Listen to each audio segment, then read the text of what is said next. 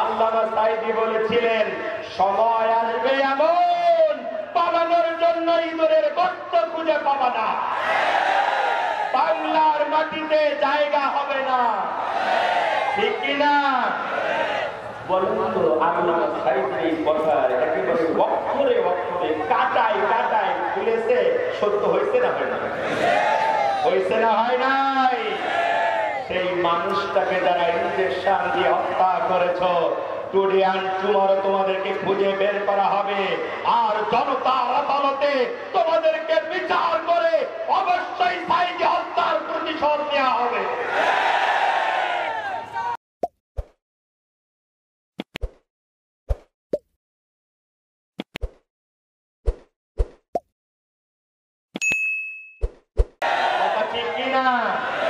আল্লামা সাঈদী বলেছিলেন, সময় আসবে এমন পালানোর জন্য ইঁদুরের গর্ত খুঁজে পাবা না, বাংলার মাটিতে জায়গা হবে না, ঠিক কিনা বলুন তো? আল্লামা সাঈদীর এই কথা একেবারে অক্ষরে অক্ষরে কাটায় কাটায় খুলেছে, সত্য হয়েছে না হয় না?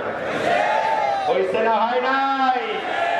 সেই মানুষটাকে যারা ইনজেকশন দিয়ে হত্যা করেছ, টুডে অ্যান্ড টুমরো তোমাদেরকে খুঁজে বের করা হবে, আর জনতার আদালতে তোমাদেরকে বিচার করে অবশ্যই সাঈদী হত্যার প্রতিশোধ নেওয়া হবে।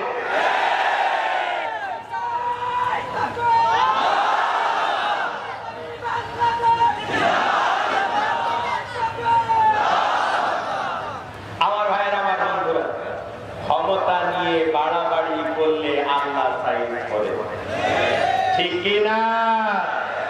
আর ক্ষমতা এমন এক জিনিস, ক্ষমতা যখন হাতে আসে তখন এই ক্ষমতার গরমে একটা মানুষ অমানুষে রূপান্তরিত হবে, ঠিক কিনা? আজকের পৃথিবীর বিভিন্ন দিক থেকে বিভিন্ন গবেষণা, বিভিন্ন তথ্যপাত্র এক জায়গায় করে দেখা যাচ্ছে 15 বছর অবৈধভাবে যে লেডি ফেরাউন বাংলাদেশের মাথার উপরে ছড়ি ভরিয়েছে, আলেমদেরকে কষ্ট দিয়েছে, এর মতো হিংস্র, এর মতো হৃদয়হীন, রক্তচোষা, ভণ্ড প্রতারক পৃথিবীর ইতিহাসে বর্তমানে আর একটাও নাই, ঠিক কিনা?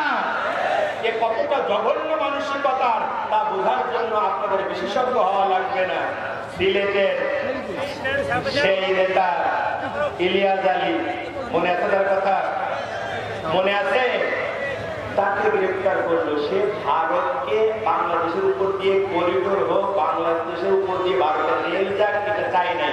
সেটা থেকে তাকে গ্রেফতার করা হলো। সেখান থেকে কিছুদিন পরে তাকে হত্যা করা হলো, তার পেট চিরে পাথর ঢুকিয়ে পাথরের সাথে বেঁধে স্পিড বোর্ডে করে সমুদ্রের ভিতরে নিয়ে তারপরে তাকে সমুদ্রের ভিতরে ডুবিয়ে দেওয়া হলো। বলেন তো, এইটা প্রশাসন নিজেদের ইচ্ছায় করছে না হাসিনার নির্দেশে, না প্রশাসনের ইচ্ছায়? অথচ সেই ইলিয়াস আলীর সন্তানেরা, ছোট্ট ছোট্ট বাচ্চাগুলা যখন বহু কষ্ট করে এই লেডি ফেরাউনের কাছে যখন বাবার সন্তান চাওয়ার জন্য আসলো, তখন এই লেডি ফেরাউন এতটা বিকৃত মানসিকতার, এই বাচ্চাগুলোকে দলায় ধরে মাথায় হাত তুলিয়ে দিয়ে আদর করেছে আর বলেছে তোমাদের বাবার খোঁজ দেওয়া হবে। অথচ সেই তার বাবাকে হত্যা করেছে, অথচ ওদের সামনে চোখের পানি ফেলে কেঁদেছে।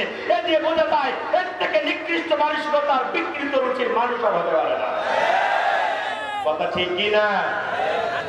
শত শত মানুষকে গুলি করে হত্যা করা হয়। যখন তার আপনজনের আহাজারি করে, তখন উনি বলেন, আপনজন হারানোর ব্যথা যে কি তা আমি বুঝি। কথা ঠিক কিনা? আসিফ নজরুল স্যার একটা চমৎকার কথা বলেছিলেন, আমার খুব ভালো লাগছিল। বলছিল, শেখ হাসিনা, আপনি আপনজন হারানোর ব্যথা বোঝেন, কিন্তু শুধু আপনারটা বোঝেন, গোটা দুনিয়া, গোটা দেশের অন্য আপনজন হারানোর বেদনা আপনি বোঝেন না। কথা ঠিক কিনা? ক্ষমতা এমন এক জিনিস, এই ক্ষমতা যখন একবার কেউ পেয়ে যায় তখন এমন অমানুষ হয়ে যায়, রক্ত চুষতে চুষতে, রক্ত খেতে খেতে এমন ডাইনিতে রূপান্তরিত হয় যে মেজর বজলুর রশিদের বুকের উপরে পা দিয়া ফাঁসি হওয়ার আগে তাকে তরবারি দিয়ে জবাই করে হত্যা করেছে এই নরপশু হাসিনা। আজ কোথায় তুমি? আজ কোথায় তুমি? আল্লামা সাঈদী বলেছিলেন, গাছের আগায় বসে লাফালাফি করবা না, 14 কোটিতে এমন নাড়া দেবে সিটকে যায় মামু বাড়ি দিল্লি যাইয়া পড়বা। কথা ঠিক কিনা? এখন ওই মামু বাড়ি ছাড়া যাওয়ার জায়গা নেই। কথা ঠিক কিনা? মামু বাড়ি ছাড়া জায়গা আছে? গোটা দুনিয়ায় হাত পাতে আমরা একটু ভিক্ষা দাও, আমরা থাকার জায়গা ছুটু দিলাম করে আমরা নেব না। কথা ঠিক কিনা? ক্ষমতার মালিক কে? কে মালিক? এখন অবস্থা এমন হয়েছে যে এখন ইন্ডিয়াও বাধ্য হবে কদিন পরে তাকে ফিরিয়ে দিতে। ঠিক কিনা? আমার ভাইয়ের, আমার বন্ধুরা, একটু খেয়াল করেন, একটু বোঝার চেষ্টা করেন। আমরা এর আলোকে কিছু দাবি পেশ করতে চাই। আমাদের যারা অন্তর্বর্তীকালীন সরকারের যারা নেতৃত্ব দিচ্ছেন তাদের কাছে আমরা দাবি করতে চাই, গত 16 বছর ধরে যত অত্যাচার, নিপীড়ন, জুলুম, খুন আর গুম করা হয়েছে, বিশেষ ট্রাইব্যুনাল করে অবশ্যই এই গুম, খুন আর অত্যাচারের বিচার করা লাগবে। ঠিক কিনা? রাজি আছেন আপনারা? রাজি আছেন?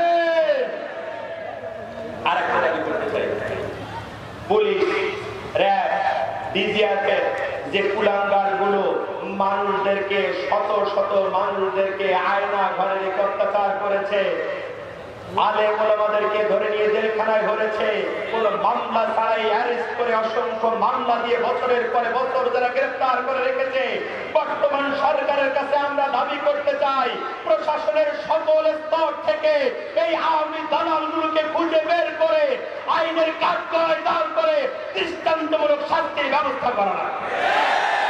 রাজি আছে মুসলমান? নিষেধ করতে আল্লাহ কয়, অথচ খারাপ কাজ যখন কেউ করে তখন হাতে ধরি, পায়ে ধরে অনুরোধ করি, খোকা এই জায়গায় আমরা কত আজ মাহফিল করছি, এখন তোরা যাত্রা করিস নে বাপ, খারাপ দেখা যায়, ওদিকে মাদ্রাসা, এদিকে মসজিদ, ওদিকে কবরস্থান, এ কাজ তোরা করিস নে বাপ।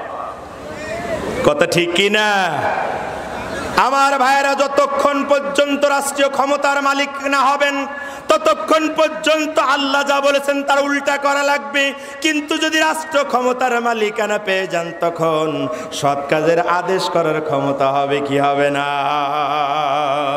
তখন বলা লাগবে, এসপি, ডিসি, এনএসআই, ডিজিএফআই, সেনাবাহিনী আর মন্ত্রী, মিনিস্টার, এমপি যা আসো, খবরদার আজান যদি একবার হইয়া যায়, মসজিদ ছাড়া যদি বাইরে দেখি, তাহলে কিন্তু সাধারণ জনগণের যেমন বাড়ি হবে পিঠের চালে, তোমারও কিন্তু চামড়া তুলে নেওয়া হবে। কথা ঠিক কি না? এই আইন করা লাগবে, আর এই আইন করার জন্যই ক্ষমতা লাগবে। আর আমার আল্লাহ বলে, ক্ষমতা পাইলেই চার কাজ করা লাগবে। এখন আমার ভাইয়ের, আমার বন্ধুরা, এটার ব্যাখ্যা অনেক লম্বা। নামাজ কায়েম করার জন্য আমরা আন্দোলন করি, সংগ্রাম করি। আমরা চাই যারা নামাজের বিল কায়েম করবে, যারা নামাজ কায়েম করবে, সংসদে আইন করার মাধ্যমে আমরা তাদেরকে ভোটও দিতে চাই। কিন্তু অত্যন্ত ভালো লাগা নাকি খারাপ লাগার বিষয় একটু চিন্তা করে বলেন। আমরা নিজেরা নামাজ পড়তে,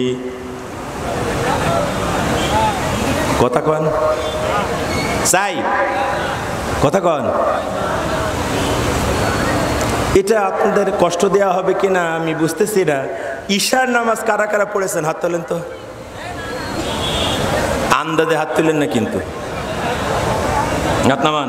আশেপাশে তাকাবেন না, আশেপাশে তাকানো নিষেধ। কারণ আশেপাশে যে ভাইগুলো হাত তুলতে পারেন নাই তাদের জন্য কথা হচ্ছে, যদি একামতে দিন চান, যদি ইসলামী রাষ্ট্র চান, তাহলে অবশ্যই আপনাকে আগে ইসলাম মানতে হবে। ঠিক কি না?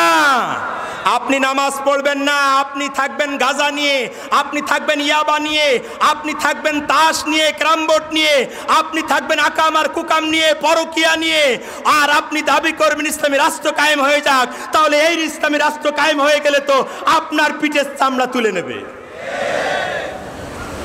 তো লাভ হইল কি? কথা ঠিক কি না? আবার যদি ইসলামী রাষ্ট্র কায়েম হয়ে যায়, তাহলে তারা সুদ বন্ধ করে দিয়ে জাকাত ভিত্তিক অর্থনৈতিক ব্যবস্থা কায়েম করবে। তাহলে যারা সালমান এফ রহমানের মতো 36,000 কোটি টাকা ঋণ নিয়েছেন বিভিন্ন ব্যাংক থেকে, কয় হাজার কোটি, মানে বিষয় হচ্ছে আমরা 1 কোটি টাকার হিসাবকে মাথার মধ্যে নিয়ে আসতে পারিনি, সেই জায়গায় 100 কোটি, তারপরে হাজার, তারপরে আবার 36,000 কোটি টাকা। মনে হয় জন্য এই টাকা পয়সাগুলো ওর বাপতি সম্পদ, যা মনে চাইছে তাই করছে। কথা ঠিক কি না? এখন রিমান্ডে পড়ে কান্দো কেন? জনগণের ওই টাকা হিসাব দেয়া লাগবে, ঠিক কি না? আমার ভাইয়ের, আমার বন্ধুরা, সৎ কাজের আদেশ দেওয়া লাগবে। সৎ কাজের কি করা লাগবে? সৎ কাজের কি করা লাগবে? সৎ কাজের আদেশ দেওয়া লাগবে। এখন সৎ কাজ কোনগুলা? সৎ কাজ হচ্ছে খবরদার, যদি দেখো যে মানুষদেরকে সালাম দেয়, যদি দেখো যে আজান হলে মসজিদে যায়, যদি দেখো যে সিনিয়রদের সামনে বেয়াদবি করে না, তাহলে বুঝবা ওইটা জামাত শিবির, ঠ্যাঙের নিচেতে ছাড়াই ফেলবা। কথা কন না করে ভাই, জামাত শিবির চেনার একটা উপায় আছে না? আছে কি না? যদি দেখে যে একটা সালাম কালাম করে, যদি দেখে যে ও বড়দের সম্মান করে, যদি দেখে যে ও কোরআন তেলাওয়াত করে, যদি দেখে যে ও মসজিদে যায় নামাজের জন্য, তাহলে আবরার ফাহাদ, ও হচ্ছে শিবিরের ক্যাডার, 4-5 ঘন্টা ধরে পিটাই মেরে ফেলো, তোমাদের কোনো বিচার হবে না। কথা ঠিক কি না? কথা বলেন না কেন? তার মানে হচ্ছে এটা আজ প্রতিষ্ঠিত সত্য, এই বাংলাদেশে যারা ভালো কাজ করে, যারা জনগণের জন্য কাজ করে, যারা জনগণের পাশে যেয়ে দাঁড়ায়, যারা বড়দের সম্মান করে, যারা নামাজ পড়ে, যারা রোজা রাখে, যারা কোরআন তেলাওয়াত করে, ওরা জামাত শিবিরের লোক। ওটার দিকে যেহেতু তোমরাও ভালোবাসো, সেজন্য আগামীর সংসদ হবে কোরআনওয়ালাদের সংসদ। আমার ভাইয়ের, আমার বন্ধুরা, গত 15 বছর ধরে আমরা দেখেছি সৎ কাজের আদেশ দেওয়া হয় নাই, বরং অসৎ কাজের আদেশ দেওয়া হয়েছে, আর সৎ কাজে বাধা দেওয়া হয়েছে, ঠিক কি না? অসৎ কাজে নির্দেশ দেওয়া হয়েছে। জামাতের লোকেরা, ইসলামী আন্দোলনের লোকেরা ওই ভাদ্রার ফুটবল মাঠে ওরা ঈদের জামাত পড়ে, ওরা ওই জায়গায় তাফসিরুল কোরআন মাহফিল করে। তোরা কি করিস? দল করার তোদের দরকার কি? ওই জায়গায় 4-5টা মেয়ে লোক নেনে যদি একটু যাত্রা করতে না পারলি, তো তোদের রাজনীতি করতে বলে কি ডা? কথা কন না কেরে ভাই? এই অন্যায়কে নির্দেশ দেওয়া হয়েছে, আর যারা ভালো কাজ করেছে তাদেরকে বলা হয়েছে খবরদার যেন ভোট কেন্দ্রের আশেপাশে তো দূরে থাক, ভোটের দিন রাত্রি যেন একটাও বাড়িতে না থাকে, ঠিক কি না? ঠিক কি না? যারা এই আকাম করেছো আজ তারা কোথায়? ওয়া উমলি লাহুম কাইদি মাতিন, আল্লাহ ছাড় দেয় কিন্তু ছেড়ে দেয় না, ঠিক কি না? আমার ভাইয়ের, আমার বন্ধুরা, শেষ কথা যেটা বলতে চাই, আসলে সমস্যা হচ্ছে আলহামদুলিল্লাহ সারা দেশে অধিকাংশ জায়গায় আল্লাহ প্রধান বক্তা হিসেবে আমাকে কথা বলার সুযোগ দিয়েছেন, বলি, কিন্তু 2-1 জায়গায় দ্বিতীয় বক্তা হওয়া লাগে কিছু ভালোবাসার খাতিরে, চাপে পড়ে। আজকে তো আমি জায়গায় প্রধান বক্তা না, আজকে হচ্ছে দ্বিতীয় বক্তা। ওই দেখেন আজরাইল শুধু ঘড়ির দিকে তাকাচ্ছে যে জান কখন কবজ করব, আর আমি শুধু ওই দিকে তাকাচ্ছি, আজরাইলের পদধ্বনি শুনিতেছি আর আলোচনা ছোট করিতেছি। এজন্য আপনারা হৃদয় থেকে মজা পাচ্ছেন না, ওইটা আমিও বুঝি, কিন্তু কিছু করার নাই। অনেকদিন পরে এক জায়গায় হতে পেরেছি, এইটাই বড় কথা, ঠিক কি না? কথা অবশ্যই হবে সামনে আরো।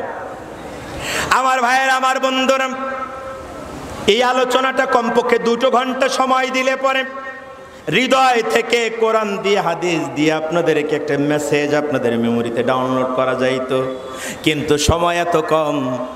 ইতস্তত বিক্ষিপ্ত কথাবার্তাগুলা কোনো রকম যদি আপনারা নিজেরা গুছিয়ে না নেন, তাহলে আমার এই সময়টা মাঠে মারা যাবে। আমার ভাইয়ের, আমার বন্ধুরা, শেষ যেই কথাটা বলতে চাই, যে কথাটা বলে শেষ করতে চাই, সেটা হচ্ছে আল্লাহ রাব্বুল আলামিন বললেন, দুনিয়ার কোথাও যখন কোনো মানুষদেরকে আমি আল্লাহ রাব্বুল আলামিন ক্ষমতা দান করি, তখন ওই ক্ষমতা দান করি মৌলিক 4টা শর্তের উপরে। 1 নাম্বার শর্ত, ওরা ক্ষমতায় যাওয়ার সাথে সাথে সালাত কায়েম করবে। 2 নাম্বার, সুদ ভিত্তিক অর্থনৈতিক ব্যবস্থা বন্ধ করে দিয়ে জাকাত ভিত্তিক অর্থনৈতিক ব্যবস্থা গড়ে তুলবে। 3 নম্বরে সৎ কাজের আদেশ দেবে। 4 নম্বরে অসৎ কাজের নিষেধ করবে। আমরা বললাম রব্বুল আলামিন ক্ষমতার 4 পায়া যদি অমানুষ হয়ে যায়, যদি এই 4 মূলনীতির ভিত্তিতে রাষ্ট্র পরিচালনা না করে, যদি এই 4 মূলনীতি ভুলে যায়, তাহলে কি হবে? আমার আল্লাহ রাব্বুল আলামিন তারও জবাব দিয়েছেন কোরআনুল কারীমের ভিতরে। কোরআনুল কারীমের 3 নম্বর সূরা আল ইমরানের 26 নম্বর আয়াতে আল্লাহ রাব্বুল আলামিন বলেন, কুলিল্লাহুম্মা মালিকাল মুলক তুতিল মুলকা মান তাশাউ ওয়া তানজিউল মুলকা মিম্মান তাশাউ ওয়া তুইজ্জু মান তাশাউ ওয়া তুযিল্লু মান তাশাউ বিয়াদিকাল খায়র ইন্নাকা আলা কুল্লি শাইইন কাদির।